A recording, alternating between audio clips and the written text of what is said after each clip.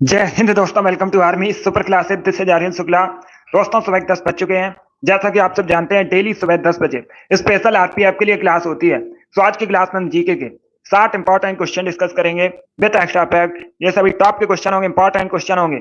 कुछ ऐसे प्रश्न है जो आरपीएफ की परीक्षा में कई बार पूछे गए हैं। सभी क्लास को ध्यान से देखिएगा। आपका टारगेट रहेगा 50 प्लस का।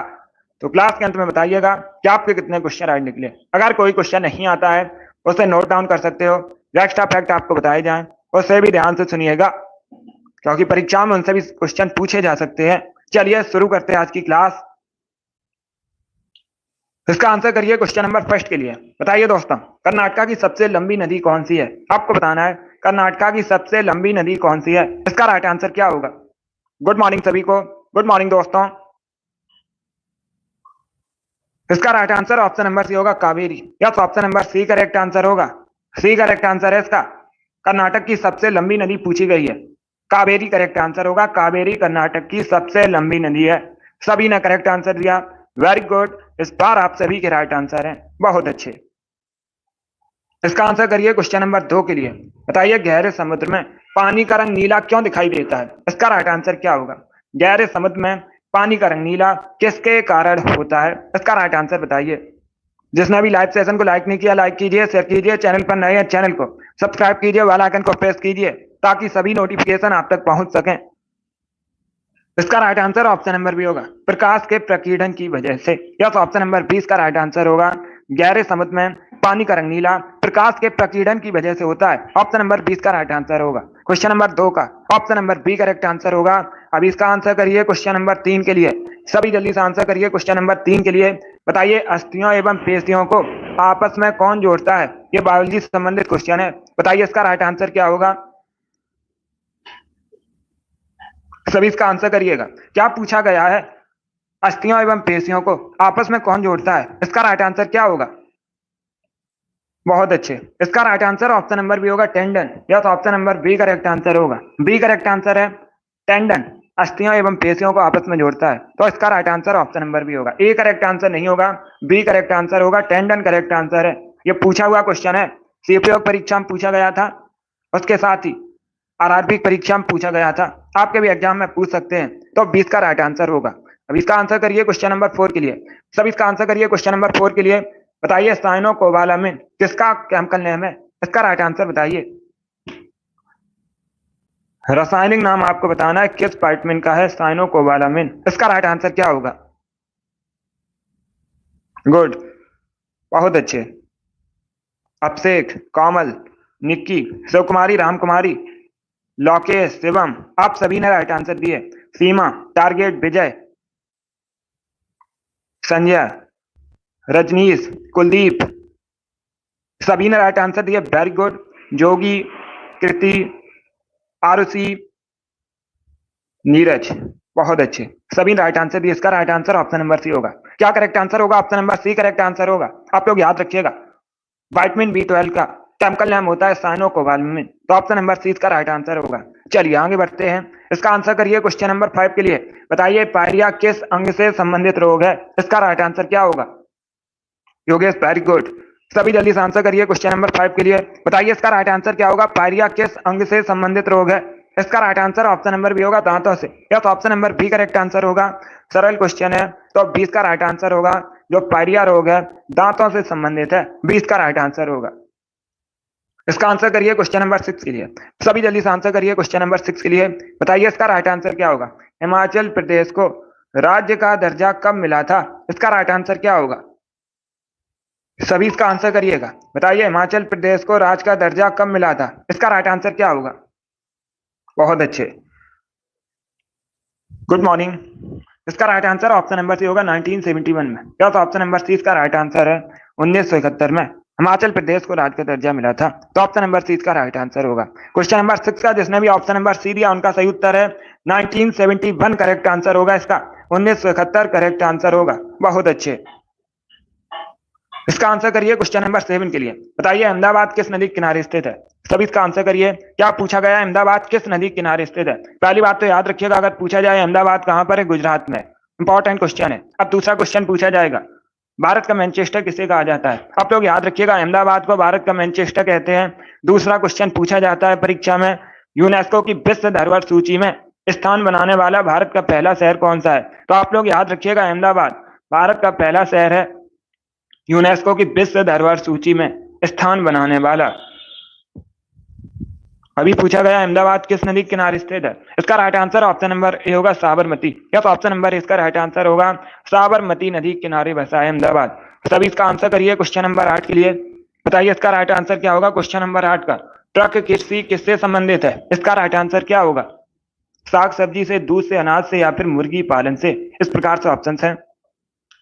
तो सभी इसका आंसर करिए। बताइए क्वेश्चन नंबर 8 का करेक्ट आंसर क्या होगा? क्या पूछा गया है? ट्रक कृषि किससे संबंधित है? डी करेक्ट आंसर नहीं होगा, मुर्गी पालन से संबंधित नहीं है।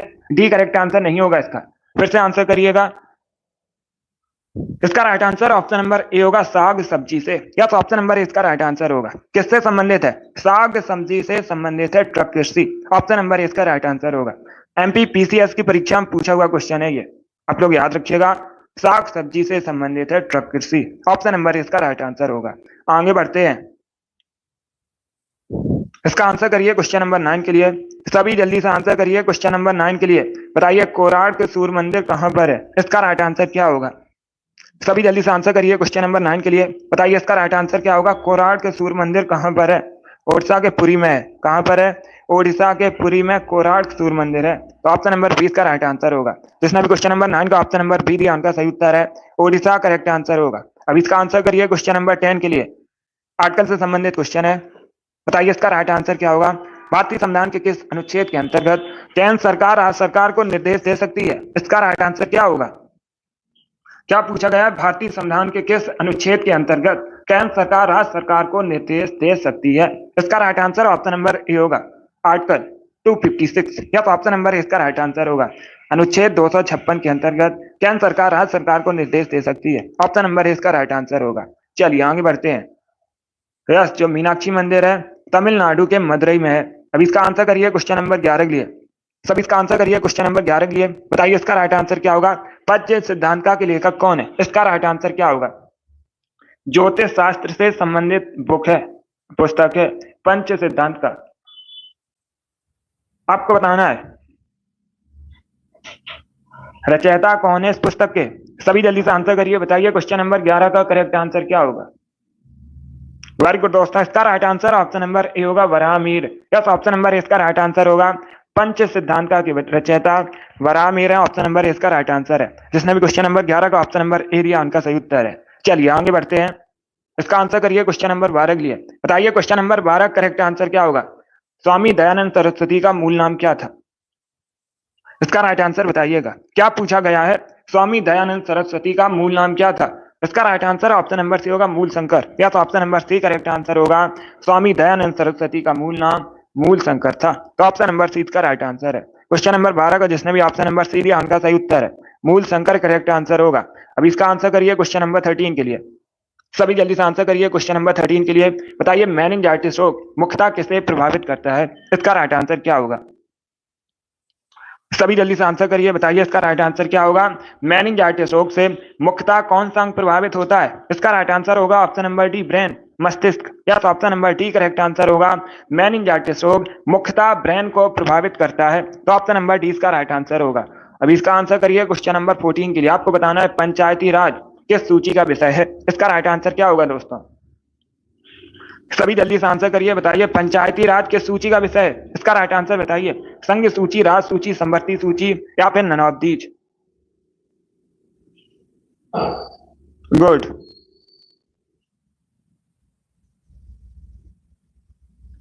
इसका राइट आंसर होगा ऑप्शन नंबर बी राज सूची का। या तो option number B correct answer होगा। क्या करेक्ट आंसर है? बी करेक्ट आंसर है। आप लोग याद रखिएगा पंचायती राज सूची का विषय है। तो ऑप्शन नंबर 20 का राइट आंसर होगा। जिसने भी क्वेश्चन नंबर 14 का ऑप्शन नंबर बी दिया उनका सही उत्तर है ऑप्शन नंबर 20 का राइट आंसर होगा।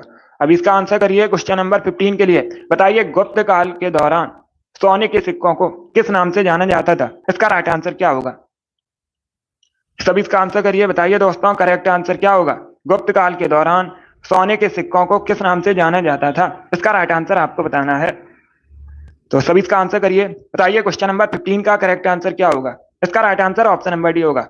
दिनारस या दीनार एक ही बात है। दीनार के नाम से जाना जाता था गुप्त काल में सोने के सिक्कों को। ऑप्शन नंबर डी इसका राइट आंसर होगा। गुप्त वंश की स्थापना किसने की थी? कई बार मैंने आपको बताया है, श्री गुप्त ने गुप्त वंश की स्थापना की थी। इंपॉर्टेंट क्वेश्चन है, पूछा जाता है परीक्षा में। अब इसका आंसर करिए क्वेश्चन नंबर 16 के लिए। बताइए इंडिया 2020 पुस्तक किसने लिखी है? इसका राइट आंसर क्या होगा? सभी जल्दी से बताइएगा।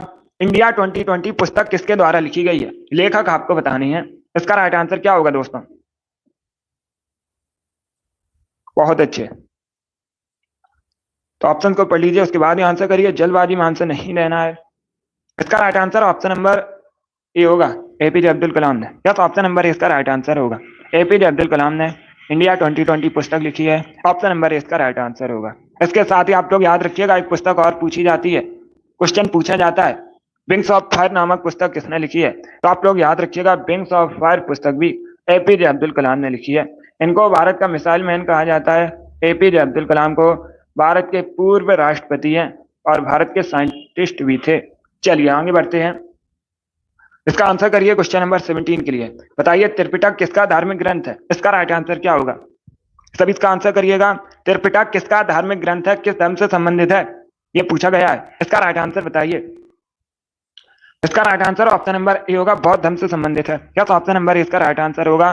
त्रिपिटक बौद्ध धर्म से संबंधित है, तो ऑप्शन नंबर ए इसका राइट आंसर है। अभी इसका आंसर करिए क्वेश्चन नंबर 19 के लिए। सभी जल्दी से आंसर करिए क्वेश्चन नंबर 19 के लिए। बताइए माई म्यूजिक माई लाइफ पुस्तक किसने लिखी है? इसका राइट आंसर क्या होगा? माई म्यूजिक माई लाइफ पुस्तक किसके द्वारा लिखी गई है? लेखक आपको बताने हैं पुस्तक के। बहुत अच्छे, इसका right answer option number B होगा, पंडित रविशंकर। या तो option number B correct answer होगा। पंडित रविशंकर ने माई म्यूजिक माई लाइफ पुस्तक लिखी है, तो option number B correct answer होगा। अब इसका आंसर करिए क्वेश्चन नंबर 19 के लिए।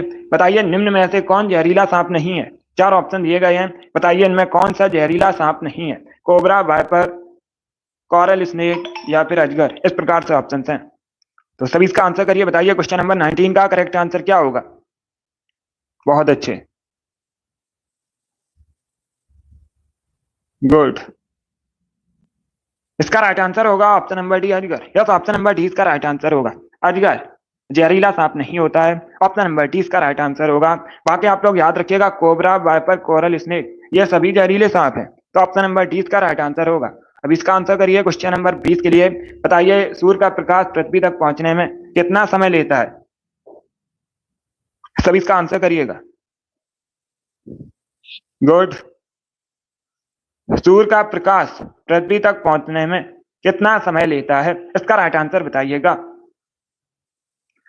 इसका right answer option number A होगा, 8 मिनट 16 सेकंड लेता है सूर्य का प्रकाश पृथ्वी तक पहुंचने में, तो ऑप्शन नंबर ए इसका राइट आंसर होगा। अब इसका आंसर करिए क्वेश्चन नंबर 21 के लिए। बताइए मिनी हड़प्पा के नाम से किसे जाना जाता है? इसका राइट आंसर क्या होगा? क्या पूछा गया है, मिनी हड़प्पा के नाम से किसे जाना जाता है? इसका करेक्ट आंसर बताइएगा। डेली सुबह 10 बजे सेशन होता है, स्पेशल जीके जीएस का सेशन है, सभी लोग डेली क्लास को ज्वाइन कीजिएगा। बहुत अच्छे, बताइए इसका राइट आंसर क्या होगा? क्या पूछा गया है, मिनी हड़प्पा के नाम से किसे जाना जाता है? इसका right answer option number C होगा, लोथल को। या तो option number C correct answer होगा। सी करेक्ट आंसर होगा इसका। लोथल को जाना जाता है मिनी हड़प्पा के नाम से, तो ऑप्शन नंबर सी इसका राइट आंसर है। मोहनजोदड़ो को मृतकों का टीला कहा जाता है, आप लोग याद रखिएगा। अगर पूछा जाए मृतकों का टीला किसे कहते हैं, तो आप लोग याद रखिएगा मोहनजोदड़ो को कालीबंगन में जोते हुए खेतों के निशान मिले थे। इंपॉर्टेंट क्वेश्चन है, इसका आंसर करिए क्वेश्चन नंबर 21 के लिए। बताइए मज्म उल बहरीन नामक पुस्तक किसने लिखी है? पुस्तक के लेखक आपको बताने हैं। मज्म उल बहरीन किसके द्वारा लिखी गई है पुस्तक? सब इसका आंसर करिए क्वेश्चन नंबर 21 के लिए। गुड, बहुत अच्छे। इसका right answer option number B होगा, दारा सिकोन। या तो option number B correct answer होगा। दारा सिकोन ने लिखी है पुस्तक मज्म उल बहरीन, तो ऑप्शन नंबर 20 का राइट आंसर है। अब इसका आंसर करिए क्वेश्चन नंबर 22 के लिए। चरक और नागार्जुन किसके दरबार की शोभा थे? इसका राइट आंसर बताइएगा। किसके दरबार में थे चरक और नागार्जुन? इसका राइट आंसर क्या होगा? बहुत अच्छे। कनिष्क, चंद्रगुप्त मौर्य, अशोक या फिर समुद्रगुप्त, इस प्रकार से ऑप्शन हैं। इसका right answer option number A होगा, कनिष्क। या तो ऑप्शन नंबर इसका राइट आंसर है। कनिष्क के दरबार की शोभा थे नागार्जुन और चरक। ऑप्शन नंबर इसका राइट आंसर होगा चरक नागार्जुन।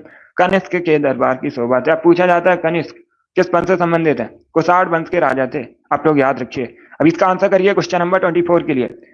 सभी इसका आंसर करिए क्वेश्चन नंबर 24 के लिए। पॉलिटी संबंधित क्वेश्चन है। क्वेश्चन इस प्रकार है, भारतीय संविधान का भाग 8 किससे संबंधित है? इसका राइट आंसर क्या होगा? सभी इसका आंसर करिए, बताइए करेक्ट आंसर क्या होगा। भारतीय संविधान का भाग 8 किससे संबंधित है? राज्यों से, नगर पालिकाओं से, केंद्र शासित प्रदेशों से या फिर पंचायतों से? इसका राइट आंसर क्या होगा? बी करेक्ट आंसर नहीं होगा। नगर पालिकाओं से संबंधित नहीं है भाग 8।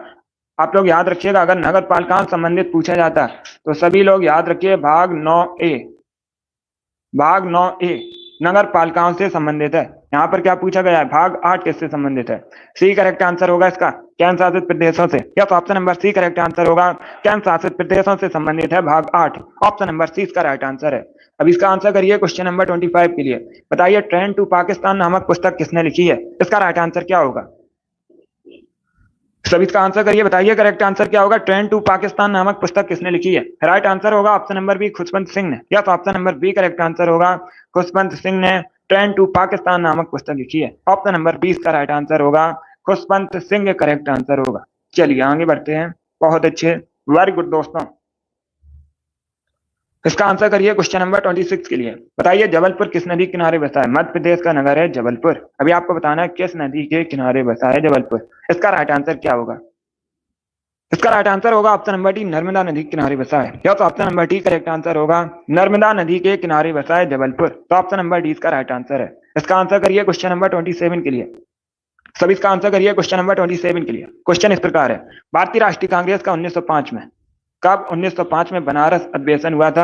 अध्यक्षता किसने की थी? इसका राइट आंसर बताइए। गुड। इसका right answer option number C होगा गोपाल कृष्ण गोखले। या तो option number C correct answer होगा 1905 में भारतीय राष्ट्रीय कांग्रेस का बनारस अधिवेशन हुआ था। अध्यक्षता की थी गोपाल कृष्ण गोखले ने। सी इसका राइट आंसर होगा। और गोपाल कृष्ण गोखले महात्मा गांधी के राजनीतिक गुरु थे। आप लोग याद रखिए, पूछा जाता है परीक्षा में, महात्मा गांधी के राजनीतिक गुरु कौन थे? गोपाल कृष्ण गोखले। इसका आंसर करिए क्वेश्चन नंबर 28 के लिए।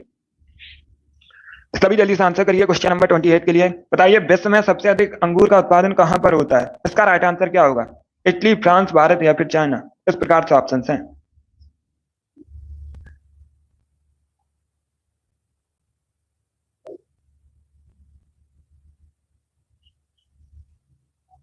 बहुत अच्छे, गुड। भारत करेक्ट आंसर नहीं होगा। इसका right answer option number D होगा चाइना। या तो option number D correct answer है। विश्व में सबसे अधिक अंगूर का उत्पादन चाइना में होता है। ऑप्शन नंबर डी इसका राइट आंसर होगा। चीन करेक्ट आंसर होगा इसका। चाइना में होता है सबसे अधिक अंगूर का उत्पादन। अब अगर पूछा जाए, सभी ध्यान से सुनिएगा, सभी ध्यान से सुनिए, अगर पूछा जाए परीक्षा में भारत में सबसे अधिक अंगूर का उत्पादन कहां पर होता है, तो आप लोग याद रखिएगा भारत में सबसे अधिक अंगूर का जो उत्पादन है ये महाराष्ट्र में होता है। कहां पर होता है? महाराष्ट्र में होता है। ये भी इंपॉर्टेंट क्वेश्चन है। इसका आंसर करिए क्वेश्चन नंबर 29 के लिए। जब भारत स्वतंत्र हुआ था उस समय इंग्लैंड का प्रधानमंत्री कौन था? इसका राइट आंसर क्या होगा? सभी जल्दी से बताइएगा। जब भारत स्वतंत्र हुआ था उस समय इंग्लैंड का प्रधानमंत्री कौन था? इसका right answer option number C होगा क्लीमेंट एटली। या तो option number C correct answer होगा। क्या करेक्ट आंसर होगा? सी करेक्ट आंसर होगा क्लीमेंट एटली। उस समय इंग्लैंड का प्राइम मिनिस्टर था जब भारत स्वतंत्र हुआ था। तो ऑप्शन नंबर 30 का राइट आंसर होगा। अब इसका आंसर करिए क्वेश्चन नंबर 30 के लिए। बताइए डीएनए का फुल फॉर्म क्या होता है? क्या पूछा गया है? डीएनए का फुल फॉर्म पूछा गया है। इसका राइट आंसर बताइएगा। गुड, सभी जल्दी से आंसर करिए। Right answer option number B होगा डीऑक्सी राइबो न्यूक्लिक एसिड। या तो option number B correct answer होगा। डीएनए का फुल फॉर्म होता है deoxyribonucleic acid. Option number 20 का राइट आंसर होगा। इसका आंसर करिए क्वेश्चन नंबर 31 के लिए। सभी जल्दी से आंसर करिए क्वेश्चन नंबर 31 के लिए। बताइए गुप्त काल के सर्वाधिक लोकप्रिय देवता कौन थे? इसका राइट आंसर क्या होगा? गुप्त काल के सर्वाधिक लोकप्रिय देवता आपको बताने हैं कौन थे। वेरी गुड दोस्तों। इसका right answer option number B होगा विष्णु। या तो option number B correct answer होगा गुप्त काल में सबसे लोकप्रिय देवता विष्णु थे। तो ऑप्शन नंबर 20 का राइट आंसर है। इसका आंसर करिए क्वेश्चन नंबर 32 के लिए। मनुष्य की आंख में कौन सा लेंस होता है? इसका करेक्ट आंसर क्या होगा? मनुष्य की आंख में कौन सा लेंस होता है? करेक्ट आंसर आपको बताना है। उत्तल अवतल, उत्तल और अवतल दोनों, या फिर ऑप्शन नंबर डी है यह मनुष्य की आयु पर निर्भर करता है। इसका राइट आंसर क्या होगा? इसका right answer option number A होगा, उत्तल लेंस होता है। ए करेक्ट आंसर होगा, अवतल लेंस करेक्ट आंसर नहीं होगा। ए करेक्ट आंसर होगा, मनुष्य की आंख में उत्तल लेंस होता है। ऑप्शन नंबर इसका राइट आंसर होगा। बी करेक्ट आंसर नहीं होगा, ए करेक्ट आंसर होगा। इसे आप लोग याद रखिए, इंपॉर्टेंट क्वेश्चन है। चलिए आगे बढ़ते हैं। इसका आंसर करिए क्वेश्चन नंबर 33 के लिए। सभी इसका आंसर करिए क्वेश्चन नंबर 33 के लिए। बताइए वायसराय भारत में किसका प्रतिनिधित्व करते थे? इसका राइट आंसर क्या होगा? सभी इसका आंसर करिएगा। जो वायसराय थे भारत में किसका प्रतिनिधित्व करते थे? ब्रिटिश प्रधानमंत्री का, ब्रिटिश संसद का, ब्रिटिश सिंहासन का, या फिर ब्रिटिश मंत्रिमंडल का? गुड। इसका right answer option number C होगा, ब्रिटिश सिंहासन का। या तो option number C correct answer होगा। वायसराय भारत में ब्रिटिश सिंहासन का प्रतिनिधित्व करते थे। Option number C correct answer होगा। बी करेक्ट आंसर नहीं होगा। इसका right answer option number C है, ब्रिटिश सिंहासन करेक्ट आंसर होगा। चलिए आगे बढ़ते हैं। इसका आंसर करिए क्वेश्चन नंबर 34 के लिए। बताइए भारत में स्थानीय स्वशासन का जनक किसे माना जाता है? इसका राइट आंसर बताइएगा। भारत में किसे स्थानीय स्वशासन का जनक माना जाता है? इसका राइट आंसर क्या होगा दोस्तों? गुड। इसका राइट आंसर होगा ऑप्शन नंबर ए, लॉर्ड रिपन को। यस, ऑप्शन नंबर ए इसका राइट आंसर होगा। क्या करेक्ट आंसर है? Option number A correct answer होगा। लॉर्ड रिपन को भारत में स्थानीय स्वशासन का जनक माना जाता है। ऑप्शन नंबर ए इसका राइट आंसर होगा। बहुत अच्छे, ए करेक्ट आंसर होगा इसका। लॉर्ड रिपन करेक्ट आंसर होगा। चलिए आगे बढ़ते हैं। वेरी गुड दोस्तों, गुड। इसका आंसर करिए क्वेश्चन नंबर 35 के लिए। सभी जल्दी से आंसर करिए क्वेश्चन नंबर 35 के लिए। बताइए इसका राइट आंसर क्या होगा? मृगवाड़ी राष्ट्रीय उद्यान कहां पर है? सभी इसका आंसर करिएगा। क्या पूछा गया है? मृगवाड़ी राष्ट्रीय उद्यान कहां पर है? इसका राइट आंसर बताइए। इसका right answer option number D होगा, तेलंगाना में। क्या तो option number D correct answer होगा, तेलंगाना में मृगवाड़ी राष्ट्रीय उद्यान है। तो ऑप्शन नंबर डी इसका राइट आंसर होगा। राष्ट्रीय उद्यान से संबंधित क्वेश्चन परीक्षा में पूछे जाते हैं, इंपॉर्टेंट टॉपिक है, इसे अच्छे से पढ़िएगा। इसका right answer option number D होगा। अब इसका आंसर करिए क्वेश्चन नंबर 36 के लिए। बताइए दोस्तों विवेक दीपिनी पुस्तक किसके द्वारा लिखी गई? इसका राइट आंसर बताइए। जो विवेक दीपिनी पुस्तक है किसके द्वारा लिखी गई है? लेखक कौन है इस पुस्तक के? इसका राइट आंसर होगा ऑप्शन नंबर ए, आदि शंकराचार्य। क्या ऑप्शन नंबर ए इसका राइट आंसर होगा? आदि शंकराचार्य, इन्होंने विवेक दीपिनी पुस्तक लिखी है। ऑप्शन नंबर ए इसका राइट आंसर होगा। अब परीक्षा में क्वेश्चन पूछा जाता है शंकराचार्य जी का जन्म कहां पर हुआ था? तो आप लोग याद रखिएगा, केरला में हुआ था। कहां पर हुआ था? केरल में हुआ था शंकराचार्य जी का जन्म। इसका right answer option number A होगा। अब इसका आंसर करिए क्वेश्चन नंबर 37 के लिए। बताइए दोस्तों विजयनगर साम्राज्य की स्थापना किसने की थी? विजयनगर साम्राज्य की स्थापना कब हुई थी, यह पूछा गया है। अगर पूछा जाता विजयनगर साम्राज्य की स्थापना किसने की थी, तो आप लोग याद रखिएगा, हरिहर और बुक्का नामक दो भाइयों ने विजयनगर साम्राज्य की स्थापना की थी। विजयनगर साम्राज्य की राजधानी पूछी जाती है हम्पी। विजयनगर साम्राज्य की राजधानी थी। स्थापना कब हुई थी? 1336 में, 1336 में। ऑप्शन नंबर इसका राइट आंसर होगा। चलिए आगे बढ़ते हैं। इसका आंसर करिए क्वेश्चन नंबर 38 के लिए। दौड़ लगाते समय मनुष्य का रक्तचाप क्या होगा? इसका राइट आंसर क्या होगा? आपको बताना है दौड़ लगाते समय मनुष्य के रक्तचाप पर क्या प्रभाव पड़ेगा? बढ़ जाएगा, घट जाएगा, अपरिवर्तित रहेगा, ऊपर नीचे होता है? इसका राइट आंसर बताइए। ए करेक्ट आंसर होगा, बढ़ जाता है। जब भी मनुष्य दौड़ लगाता है तो जो रक्तचाप है बढ़ जाता है। ऑप्शन नंबर ए इसका राइट आंसर होगा। इसका right answer option number A होगा। यस राम कुमारी, इसका right answer option number A होगा। अलग से क्वेश्चन में हम साइंस के क्वेश्चन डिस्कस करेंगे, सॉरी अलग से एक क्लास में साइंस के क्वेश्चन डिस्कस करेंगे। इसका आंसर करिए क्वेश्चन नंबर 39 के लिए। आपको बताना है विदेशिया कहाँ का लोक नृत्य है? इसका राइट आंसर बताइए। विदेशिया कहाँ का लोक नृत्य है? इसका करेक्ट आंसर क्या होगा? गुड। इसका right answer option number B होगा, बिहार का। Yes, option number B correct answer होगा। बिहार का फोक डांस है विदेशिया। तो ऑप्शन नंबर 20 का राइट आंसर है। जिसने भी क्वेश्चन नंबर 39 का ऑप्शन नंबर बी दिया उनका सही उत्तर है बिहार, करेक्ट आंसर होगा इसका। गुड।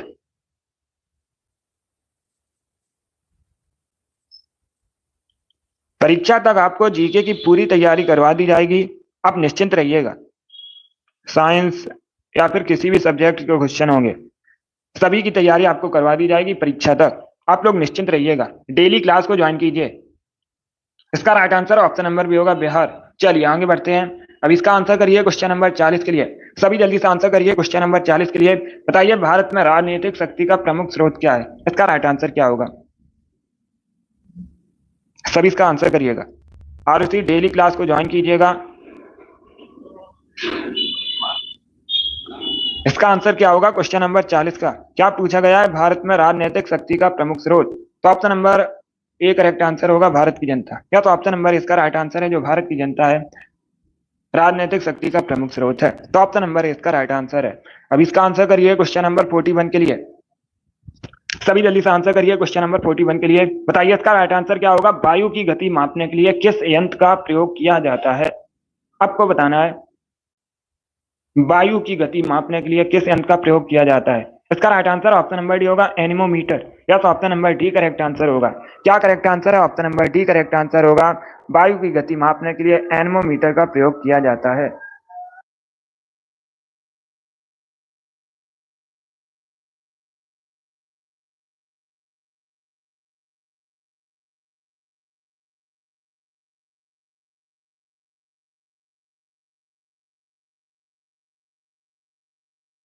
इसका आंसर करिए क्वेश्चन नंबर 42 के लिए।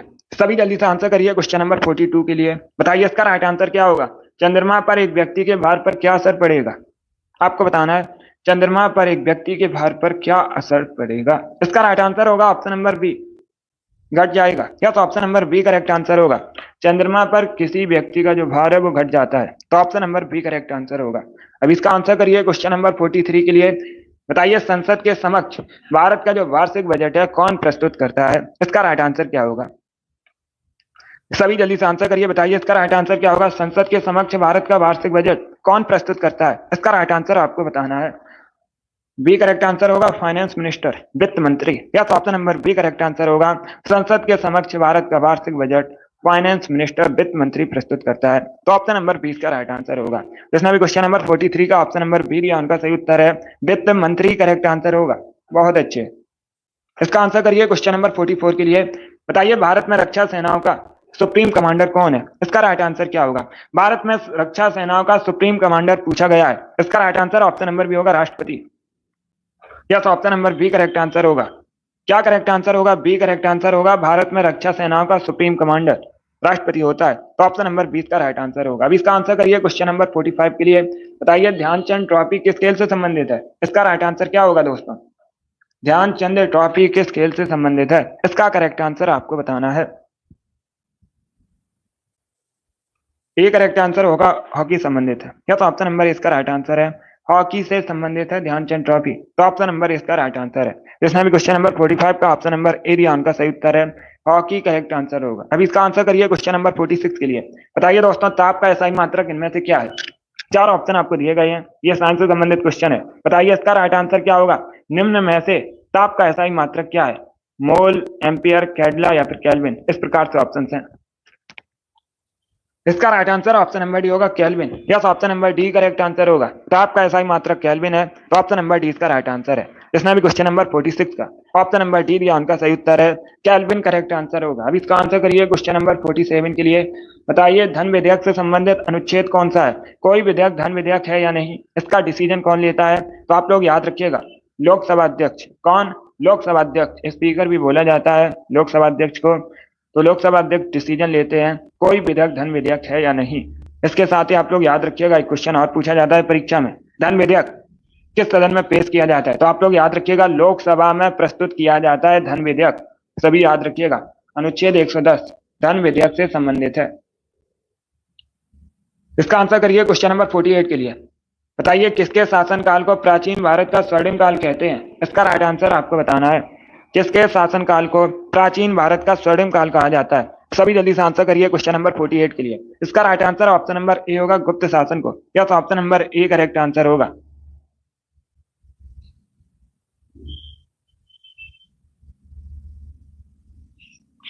क्वेश्चन नंबर 48 का option number A correct answer होगा, गुप्त शासन को आप लोग याद रखिएगा प्राचीन भारत का स्वर्णिम काल कहते हैं। बहुत अच्छे। चलिए आगे बढ़ते हैं। ये करेक्ट आंसर होगा इसका। अभी इसका आंसर करिए क्वेश्चन नंबर 49 के लिए। सभी जल्दी से आंसर करिए क्वेश्चन नंबर 49 के लिए। आपको बताना है कजरी कहाँ का फोक डांस है। सभी इसका आंसर करिए दोस्तों। बताइए कजरी कहाँ का फोक डांस है। इसका करेक्ट आंसर क्या होगा। इसका राइट आंसर होगा option number D Uttar Pradesh का। Yes option number D correct answer होगा। उत्तर प्रदेश का फोक डांस है, लोक नृत्य है कजरी। तो option number D correct answer है। अभी इसका आंसर करिए क्वेश्चन नंबर 50 के लिए। बताइए इंद्रधनुषी क्रांति किससे संबंधित है। इसका राइट आंसर क्या होगा दोस्तों। सभी जल्दी से आंसर करिए। बताइए करेक्ट आंसर क्या होगा। इंद्रधनुषी क्रांति किससे संबंधित है। इसका करेक्ट आंसर आपको बताना है।